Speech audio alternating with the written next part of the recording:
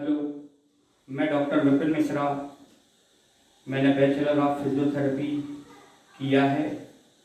आज मैं आप लोगों के माध्यम से फिजियोथेरेपी की उपयोगिता के विषय में थोड़ी सी चर्चा करूंगा। इसके लिए कुछ एक कंडीशंस हैं जिन पर हम चर्चा करेंगे। कुछ बेसिक कंडीशन के हिसाब से हमें उन्हें ट्रीटमेंट देखना है। ये बीमारी क्या होती है, कैसे होती है, इसमें क्लिनिकल फीचर क्या मिलते हैं, बॉडी में क्या डिफॉर्मिटी आती है, इसका मेडिकल ट्रीटमेंट क्या है, इसको फिजियोथेरेपी के थ्रू कैसे बचाया जा सकता है, इस विषय पर आज अपन चर्चा करेंगे। तो सबसे पहले दो बेसिक बीमारियों के विषय में यदि हम समझें, एक नॉर्मल सी बीमारी है स्पाइना बाइफिडा और पोलियोमाइलाइटिस। ये आज के समय में बहुत ज़्यादा इन्वॉल्वमेंट है इन डिसीज़ का। लोगों को में जागरूकता नहीं है, तो उनको बेसिक चीज़ों का नॉलेज ना होने के कारण वो यहाँ वहाँ भटक रहे हैं और फिजियोथेरेपी की उपयोगिता को नहीं समझ रहे हैं। तो बेसिकली सबसे पहले हम स्पाइना बाइफिडा के विषय में समझते हैं। तो स्पाइना बाइफिडा के समझने के पहले हमें कुछ बेसिक एनाटॉमी पता होना चाहिए। तो सबसे पहले हम बात करेंगे ब्रेन की बेसिक एनाटॉमी पे। तो बेसिक एनाटॉमी पे चर्चा करने के बाद हम किसी कंडीशन पे डिस्कस करेंगे, जैसे स्पाइना बाइफिडा या पोलियोमाइलाइटिस। तो बेसिक एनाटॉमी में यदि ब्रेन की बेसिक एनाटॉमी समझना है, तो इसके लिए सबसे पहले ब्रेन का सेंट्रल नर्वस सिस्टम, जिसको सीएनएस या केंद्रीय तंत्रिका तंत्र कहते हैं, इसका बहुत बड़ा योगदान है। इसके बाद सीएनएस पेरिफेरल नर्वस सिस्टम इसका दूसरा पार्ट है। तो सेंट्रल नर्वस सिस्टम में यदि कोई डिफॉर्मिटी आती है तो ब्रेन से रिलेटेड डिफॉर्मिटी आती है, और यदि पेरिफेरल नर्वस सिस्टम में कोई इन्वॉल्वमेंट होता है कोई डिसीज के थ्रू, तो उसमें पेरीफेरी की कोई डिसीज बनती है।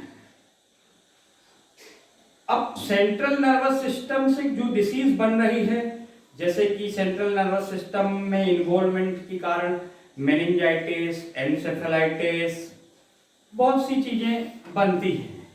अब यदि पेरिफेरल नर्वस सिस्टम के विषय में अपन चर्चा करें, तो पेरिफेरल नर्वस सिस्टम के अंतर्गत cervical spondylitis, lumbar spondylitis, osteoarthritis, ankylosing of spondylitis, scoliosis, ये सभी बीमारियां आती हैं। तो सबसे पहले तो हमने जाना इसकी बेसिक एनाटॉमी। अब हम पेरिफेरल नर्वस सिस्टम के अंतर्गत हम एक स्पेशल डिसीज पे चर्चा करते हैं, जैसे कि स्पाइना बाइफिडा। इसके बाद पोलियोमाइलाइटिस पे चर्चा करेंगे। पहले केवल ये जागरूकता के लिए मैं केवल दो डिसीज पे चर्चा कर रहा हूँ।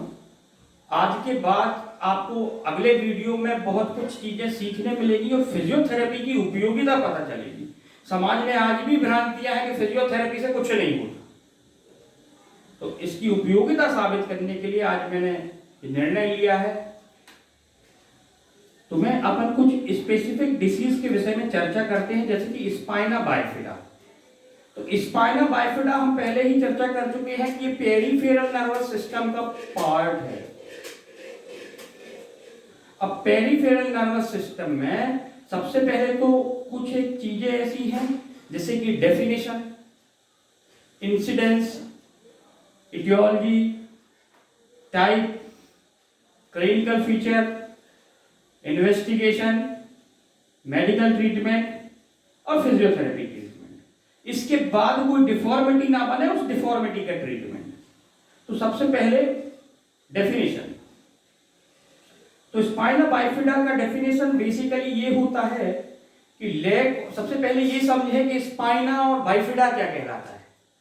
तो स्पाइना का मतलब होता है स्पाइनस प्रोसेस, और बाइफिडा का मतलब होता है bifurcation.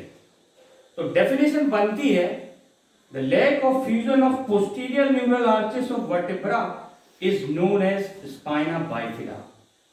There is two type, spina bifida cystica and spina bifida occulta. अब स्पाइना बाइफिडा सिस्टिका और ओकल्टा के विषय में समझना पड़ता है। अब स्पाइना बाइफिडा ओकल्टा के भी दो टाइप होते हैं। यदि ब्रेन का जो प्रोट्रूजन है वो स्पाइना बाइफिडा सिस्टिका के सेंट्रल पार्ट में बस है तो इसमें केवल मेनिंजेस में इन्फेक्शन आता है।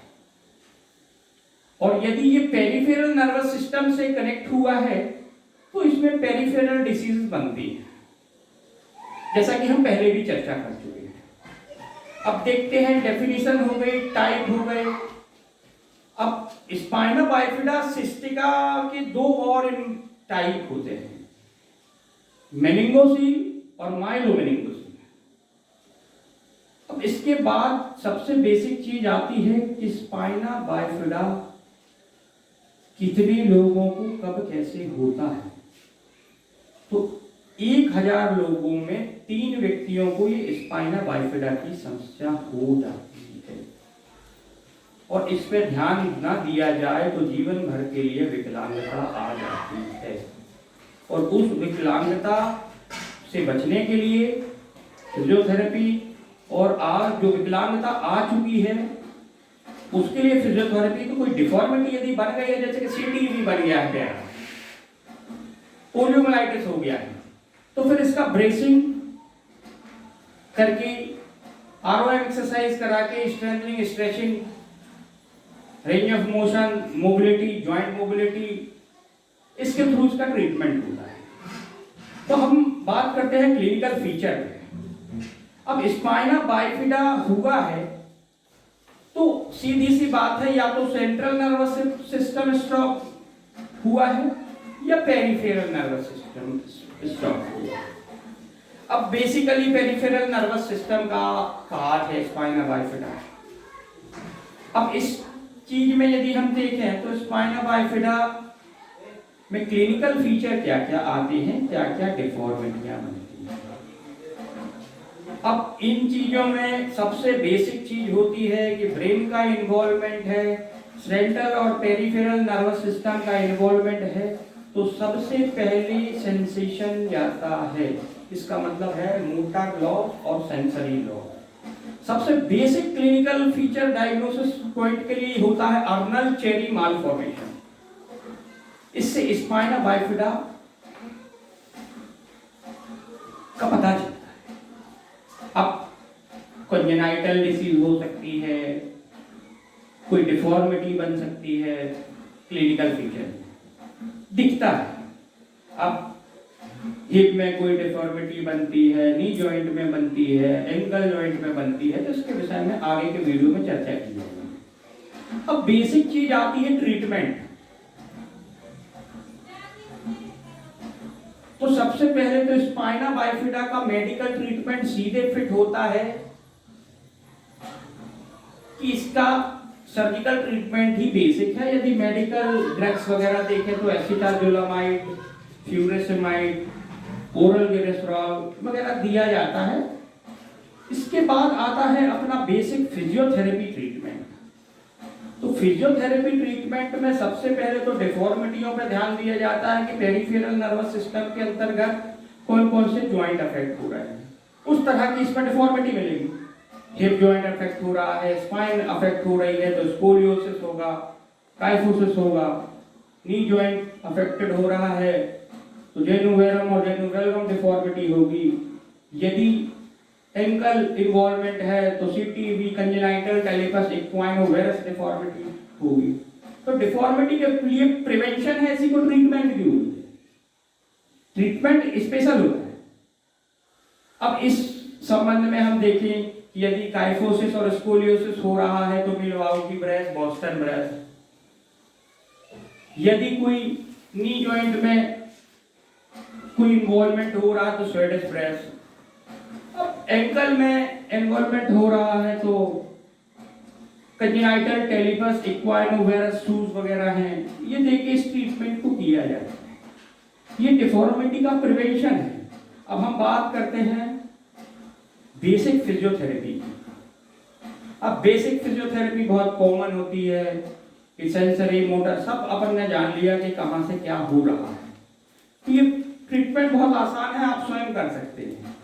सर्कुलेशन बढ़ा दीजिए, आरएम एक्सरसाइज करा दीजिए, मैनिपुलेट करा दीजिए, स्ट्रेनिंग करा दीजिए, स्ट्रेचिंग करा दीजिए, एम्बुलेशन करा दीजिए, पेशेंट की मॉडरेटी कर दीजिए। तो ये बहुत कॉमन चीजें हैं जिसपे अपन ने इस विषय में चर्चा की।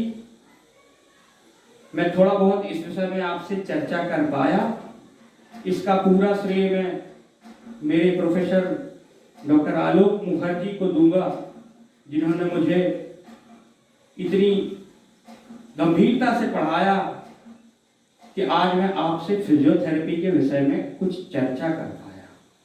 मेरे से जो गलती हुई हो, सभी देख रहे हैं इस वीडियो को, तो मैं माफी चाहूंगा, पर मुझे लगता है कि इस चीज में 50% चीजें तो मैंने सही बोली। अब आगे के वीडियो में पता चलूंगा, कुछ और सीखूंगा, कुछ नई चीज लेके आऊंगा। तो मेरे YouTube पे चैनल में मुझे सब्सक्राइब कीजिए, शेयर कीजिए और कमेंट कीजिए। जय श्री राधे, थैंक यू।